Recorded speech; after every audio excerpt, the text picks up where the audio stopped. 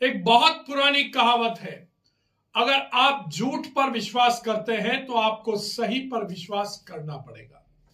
अगर आप शैतान पर विश्वास करते हैं तो आपको भगवान पर विश्वास करना पड़ेगा।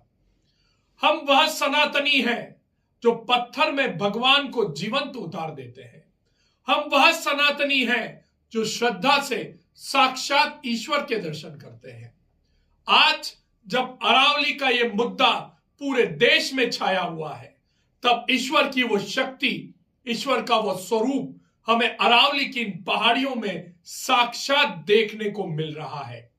वह सुप्रीम कोर्ट जिसने 1 महीने पहले एक आदेश निकाला, उस आदेश के माध्यम से उसने अरावली की नई परिभाषा तय कर दी और उस परिभाषा के साथ अरावली की इन वादियों पर संकट के बादल छा गए। आम जन सड़कों पर उतरा, आंदोलन हुए और अरावली की खामोश वादियों से ऋषि मुनि की तपस्याओं का वह तप एक बार उज्ज्वलित होकर सुप्रीम कोर्ट के न्यायाधीशों के कानों तक पहुंचा। ना किसी संगठन ने अपील की, ना किसी व्यक्ति ने सुप्रीम कोर्ट का दरवाजा खटखटाया। फिर कैसे यह चमत्कार हुआ कि सुप्रीम कोर्ट ने स्वयं इस मामले का संज्ञान ले लिया। वास्तव में अरावली की ये वादियां सिर्फ वादियां नहीं है, ये ऋषि मुनियों की वो तपोभूमि है जो वर्षों से ऋषि मुनियों के तप को यहां पर केंद्र में रखे हुए है। और आज इसी तपोभूमि से वह ज्वाला निकली है जो ऋषि मुनियों के तप से पैदा हुई और सुप्रीम कोर्ट के द्वार तक पहुंची और सुप्रीम कोर्ट के न्यायाधीशों को विवश कर दिया अपने ही फैसले को टालने के लिए। आज हमारी ये स्पेशल रिपोर्ट देखिए और जानिए कि अरावली सिर्फ एक पर्वत नहीं है, यह तो साक्षात ईश्वर का एक धाम है जहां ऋषि मुनि बैठकर तपस्या करते हैं। और इसी तपस्या के तप के कारण आज अरावली का यह इतना बड़ा मुद्दा फिर से केंद्र में आ गया है और सुप्रीम कोर्ट को अपने फैसले को टालना पड़ा है। देखिए अरावली की यह आध्यात्मिक शक्ति। अरावली की आध्यात्मिक शक्ति मेवाड़ का चमत्कारी क्षेत्र। यह कोई साधारण पहाड़ नहीं है, यह इतिहास की रीढ़ है, यह आस्था की शिला है। यह भारत की सबसे प्राचीन जीवित पर्वतमाला है।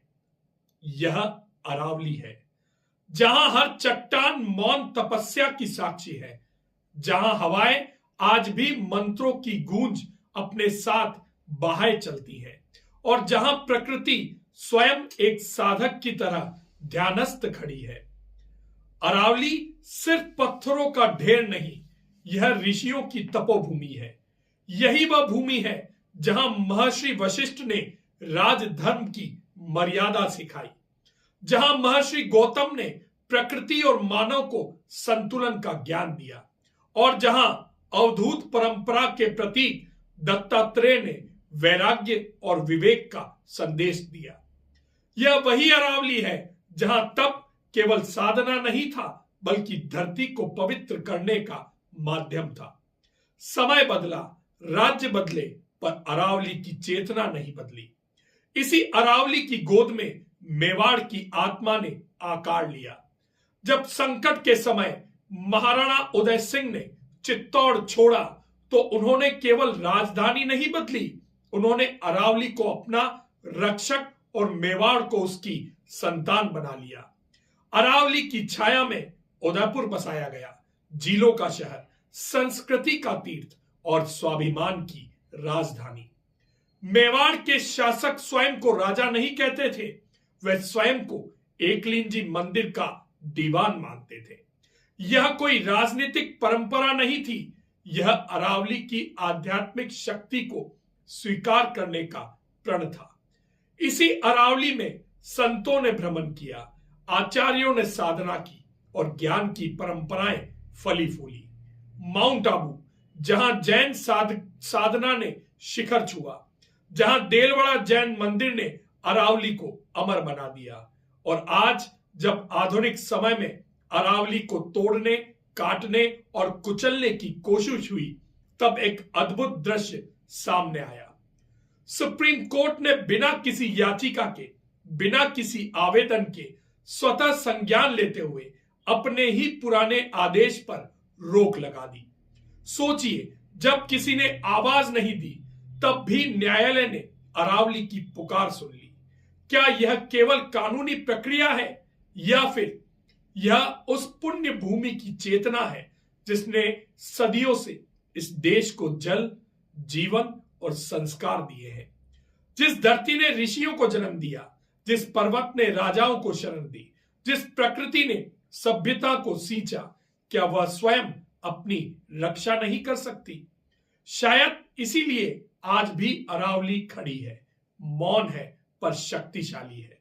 क्योंकि अरावली को बचाना सिर्फ पहाड़ बचाना नहीं है, यह इतिहास, आस्था और भविष्य तीनों को बचाना है।